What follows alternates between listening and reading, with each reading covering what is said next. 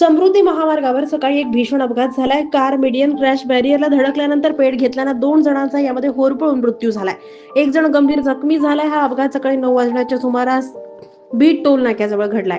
मिळालेल्या माहितीनुसार ही कार मुंबईकडून अकोल्याला जात होती। महामार्गावरील चॅनल क्रमांक 318.8 वर चालकाचा कारवरचा ताबा सुटला आणि थेट ती मीडियन क्रॅश बॅरियरला धडकली। या धडकेनंतर बॅरियरच्या पट्टीशी झालेल्या घर्षणामुळे कारनं त्वरित पेट घेतला। यामध्ये कारमधील गणेश टेकाळे, राजू जयस्वाल यांचा होरपळून मृत्यू झालाय।